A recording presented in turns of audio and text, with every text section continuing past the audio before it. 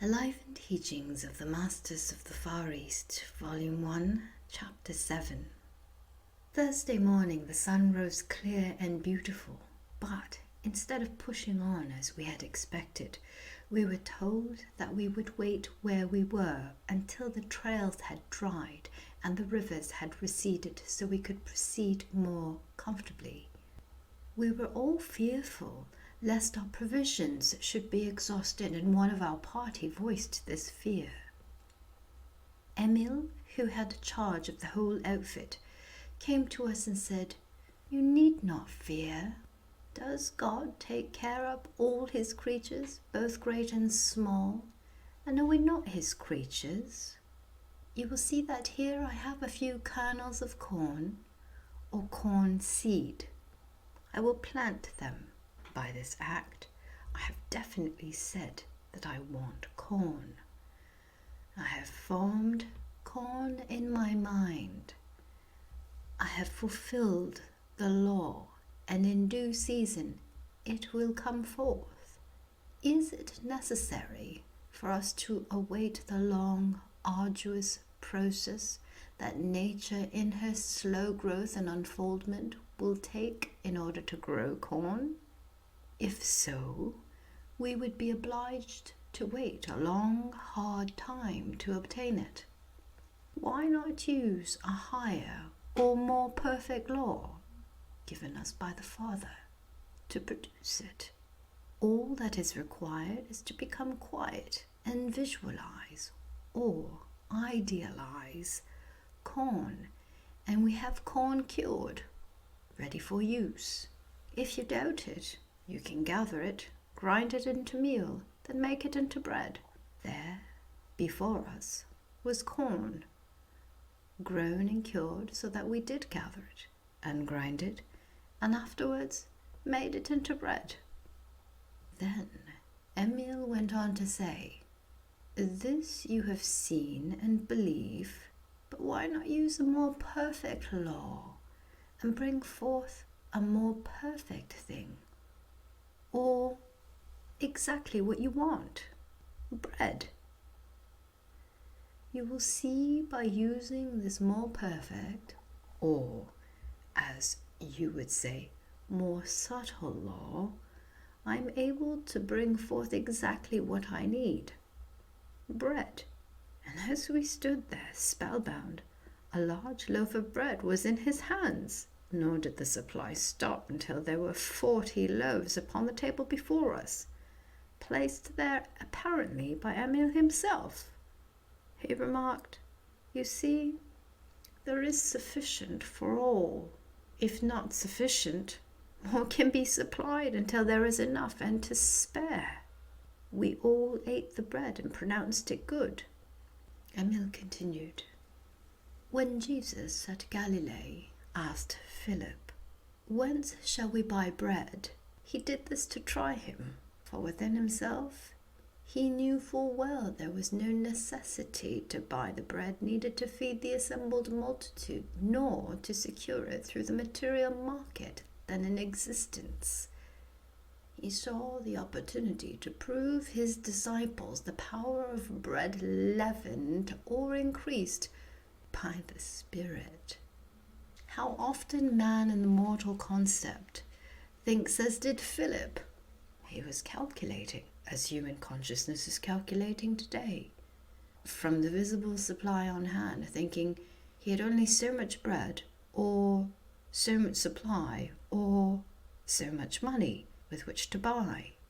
Jesus recognized that the one in Christ consciousness knows no limitation. He then, in Christ consciousness, looked to God as the source and creator of all and gave thanks for the power and subtle right at hand to fill every want. He then broke and distributed through his disciples to those in outer need until the need was supplied and there remained 12 baskets over. Jesus never depended on the oversupply of another to fill his need for the need of another, but he taught that our supply is right at hand in universal substance, where all supply exists, and all we need to do is to create it or bring it forth. Just so, when Elisha multiplied the widow's oil, he did not apply to someone having an overabundance of oil, for had he done this, the supply would have been limited. He contacted the universal mind, and the only limit to the supply was that all the vessels were filled. The supply could have flowed on until this day had there been vessels to receive it. This is not hypnotism. None of you feel that you are in any way under a hypnotic spell. Let me say that the only hypnotism is the self-hypnotism of believing that each and every one cannot do the perfect works of God and create the desired condition or thing. For is not the need itself the desire to create? Instead of unfolding and creating as God wills us to create, you fold up in your little shells and say, I can't. And you hypnotize yourselves into actually believing that you are separate entities apart from God. You simply fall short of your perfect creation or expression. You do not let God express perfectly through you, as it is His desire to do. Did not Jesus, the great Master, say, "The works that I do, ye shall do also, and greater works than these shall ye do"? Was it not Jesus' true mission here on earth to show that we, as sons of God, or man in his truest state, can create as perfectly and harmoniously as God does? When Jesus commanded the blind man to bathe his eyes in the pool of Siloam, was not this intended to open the eyes of all?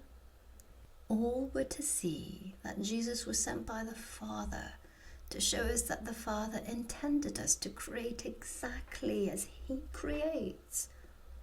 All are to do the perfect work as Jesus did by recognizing the Christ in Himself and in all. I can go one step further. The loaf I just received in my hand is consumed as though burned by fire. What happened? I misused the perfect law that brought forth my conception and consumed that which I brought forth because of my misuse, or not using rightly or righteously the perfect law, which is an exact as music or mathematics or any other so-called natural law. If I persisted in the misuse of the perfect law, it would consume not only that which I create, but would consume me, the Creator. Is the bread really destroyed? We will admit the form is changed, for in place of the loaf, we have a small amount of dust or ashes. Has it not in reality been returned to the universal substance from which it sprang? Is it not now in unmanifest form, waiting to be brought again into manifestation? Is this not the way with all forms that go from our sight either by fire or decay or in any other way? Do they not return to the universal substance, God, from which they sprang? Is this not the meaning of? Is this not the meaning of? What descends from heaven must ascend into heaven? A short time ago, you saw ice formed without any apparent cause, as you perhaps think of it. Let me say that that is the same as creating the bread. I can use the law to obtain ice as well as bread, just as long as I use either as a benefit to mankind, or as long as I am working in living accord with the law, or expressing as God wishes all to express. It is good for all to make bread, or ice, or any and all things desired, and all must press on to the stage at which they can do these things. Can you not see that by using the highest law, the absolute law of God, you may bring forth that which you need or conceive in mind as your highest idea, and thus please God more fully by manifesting more fully, knowing as Jesus did that we are all perfect sons of God? Does this not suggest freedom from commercial bondage as well as all other bondage? As I see it, the commercial bondage will in a few years become the greatest bondage of all. If it goes on at the rate it is now progressing, it will dominate man, soul and body, and it cannot do otherwise than consume itself and those that are interested in it. There is no question but that the first inception of commercialism was on a high spiritual plane, but materialism was allowed to creep in until the very power used to create is the power that will consume, just as the very power used to create will always consume if not used rightly. Is not the pressing of commercialism and limitations upon us crowding us on to see that we must come up over or overcome these conditions? Is not this done by simply realizing that we are to do the perfect works of God, to raise our consciousness to the Christ consciousness? Is not this what Jesus taught us here on earth? Does not his whole life exemplify this? My brothers, do you not see that in the beginning there was the Word, and the Word was with God? At this time, everything to be formed later was in unmanifest form in the universal mind substance, or expressed by some in chaos. The Word in the original was actuality. This word, chaos, is misinterpreted to mean a turbulent or warring state, instead of the deep spiritual state of actuality, always awaiting a definite, creative, spoken word through which it can spring forth into manifest form. When God principle desired to bring forth the world out of universal mind substance, God was quiet and contemplative. In other words, God saw an ideal world. He held it in mind that substance of which the world was to be formed at a sufficient time to lower its vibration. Then he spoke the word, and the world was formed. Or, as we might say, God visualized a mental pattern or mold into which could flow the substance needed to make the world, and it came forth, a perfect form, built upon the pattern which was held in consciousness. All these things might have been thought of by God, infinite power. He might have wished during an indefinite time that they were formed and made visible. Had not the definite, spoken word been put forth into the formless ether, nothing would have been created or brought forth into visible form. In order to establish invisible results, the thoughts and desires of even an infinite, omnipotent creator, and bring orderly forms out of actuality, it took the definite, positive, let there be. So must we take the definite step. God is holding the ideal perfect world in mind in every detail, and it is bound to come forth as a heaven or perfect home where all his children, all his creatures, and all his creations may dwell in peace and harmony. This is the perfect world that God saw in the beginning, and the one he is thinking into existence right now. And the time of its manifestation lies in our acceptance of it. When we can come to the one place and know that we are all one man, and know that we are all members of God's body as much as one member of our body is a part of the whole body, then we are in and of God's kingdom. Heaven here on earth now. To make this manifest, realize that there is nothing material in heaven. All is spiritual. Realize that heaven is a perfect state of consciousness, a perfect world here and on earth now. And all we need do is accept it. It is here, all about us, waiting for us to open the inner eye. Through that eye, our bodies shall be made light, the light which is neither of the sun nor moon, but of the Father. And the Father is right here in the very innermost part of our being. We must sufficiently realize that there is nothing material, that all is spiritual.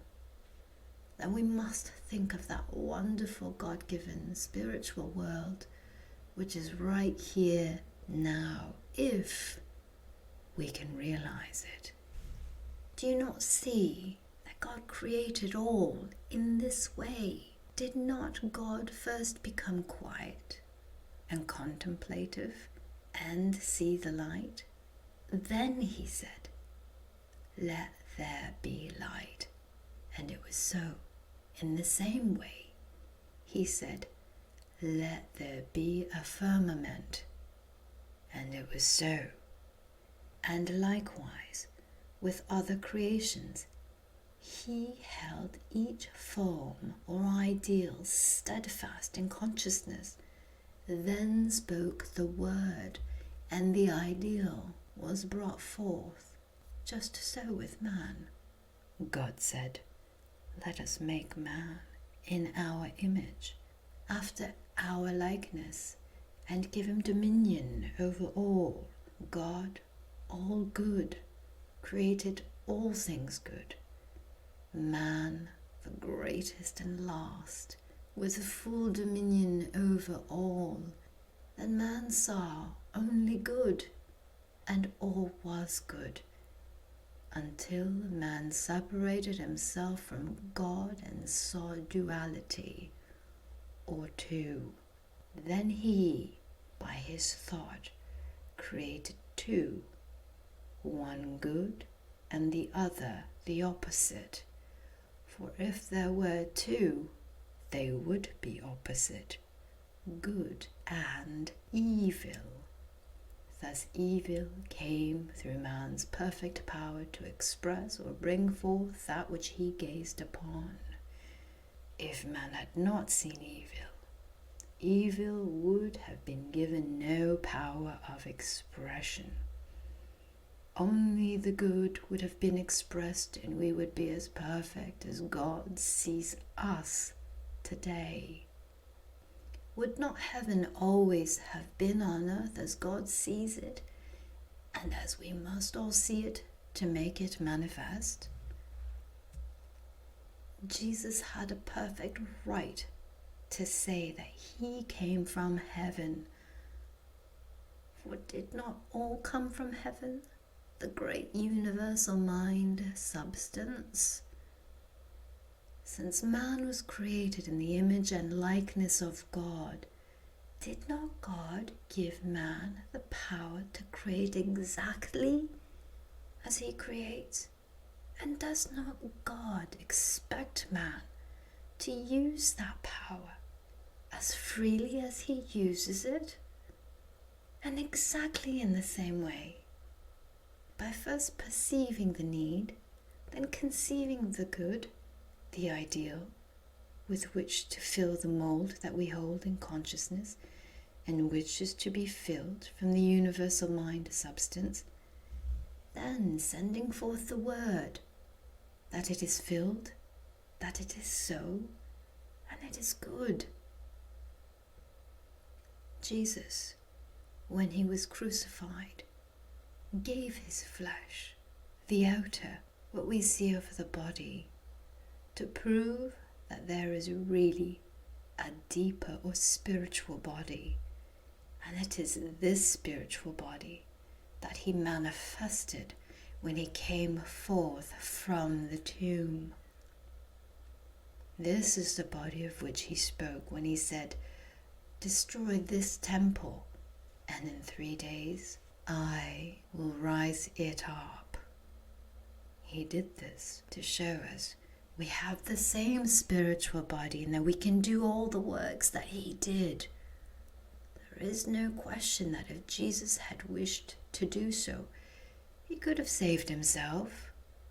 There is no doubt but that he saw there was a great change taking place in his body. He also saw that those about him were not able to see that they also could bring forth from the spiritual body as he was attempting to have them see. They still looked to the personal, and he saw that if he brought forth the spiritual body without some decided change, the people would not be able to discern between the material and the spiritual. So he adopted the way of the crucifixion to bring about the change. Truly, is not this the Christ in man which the great Master, Jesus, whom we all love and reverence, came to show? Did he not unfold his life here on earth to show us the perfect way to God? Can we do other than love this perfect ideal way when we once see it? Whether it be planting seed, making bread, or doing the 1,000,001 things necessary to human existence? Are not these acts mere lessons carrying us on to our unfoldment? Someday we are to realize that we are truly sons of God, not servants. That as sons we can do and have all that the Father has, and that we can use it just as freely as our Father does. I admit this takes a mighty faith at first, one that usually must be taken step by step and must be practiced faithfully, like music or mathematics, until we come to the place of knowing. Then we are grandly, beautifully free. Could there be a better, truer example of this life than that of Jesus? Can you not recognize the power that is in his name? Jesus, the Christ, made manifest, or God manifesting through the flesh man. Jesus came to the place where he relied wholly upon his deep knowledge or understanding of God. And this is how he did his mighty works. He did not rely upon his own power or upon strong, concentrated thoughts. And neither must we rely upon our own willpower, nor strong, concentrated thoughts, but upon the will of God. 'Tis not my will, but thine, O God, be done. Will to do the will of God. Do you not think that Jesus willed in all things to do the will of God, or to do what God willed him to do? You will note that very often Jesus is referred to as going into a high mountain. Whether he physically ascended a high mountain or not, I do not know. This I do know, that we must all ascend to the heights, to the very highest in consciousness, to receive our illumination. This height means the very top of the head, and there, if the faculty is not developed, we must develop it by spiritual thoughts. Then from the heart, the love center, we must let love flow forth to balance all, and when this is done, the Christ is revealed. The Son of Man perceives that he is the Son of God, the only begotten Son, in whom the Father is well pleased. Then with constant love, we must realize this for all. Just stop and think deeply for a moment and realize the countless number of the grains of sand of the seashore, the countless number of drops of water that go to make up the waters of the earth, the countless number of life forms in the waters of the earth. Then realize the countless number of rock particles that are contained in the whole earth, the countless number of trees, plants, flowers, and shrubs upon the earth, the countless number of forms of animal life upon the earth. Realize that all are the outpicturing of the idea held in the great universal mind of God, that they all contain the one life, the life of God. And think of the countless number of souls born upon this earth. Then realize that each soul is a perfect, outpictured, ideal image of God, as God sees himself. That each soul is given the same power, expression, and dominion over all that God himself has.